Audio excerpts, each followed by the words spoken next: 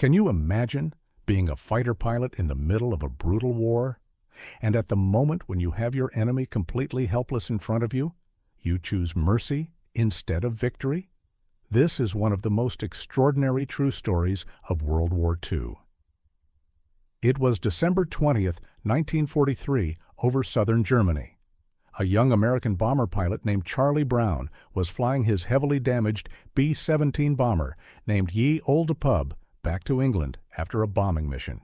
His plane had been torn apart by German fighters. Half his crew was dead or wounded. The aircraft was barely flying, leaking fuel with one engine on fire. From behind, a German fighter pilot spotted the crippled American bomber. It was Franz Stigler, an experienced Luftwaffe ace with 22 confirmed kills.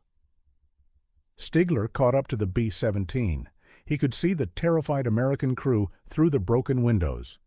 He raised his finger to the trigger. But then, something inside him changed. He looked at the dying plane and the young men inside, and he couldn't pull the trigger. Instead of shooting them down, Franz Stigler did the unthinkable. He flew right next to the damaged B-17, so close that the American crew could see his face.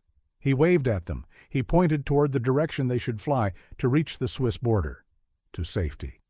He escorted the American bomber for several minutes, protecting it from other German fighters who tried to attack.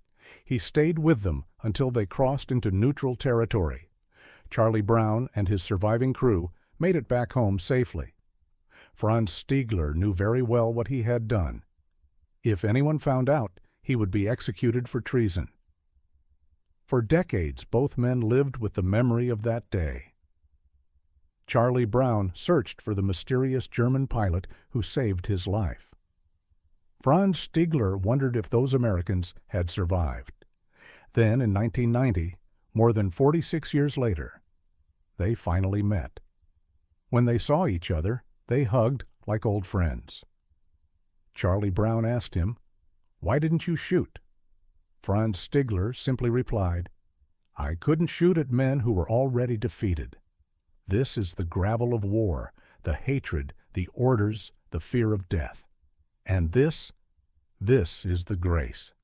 One man's decision to see the enemy as a human being saved 8 American lives that day. A single act of compassion in the middle of the deadliest war in history. Moral at the end, even in the darkest moments of humanity, there is still room for mercy.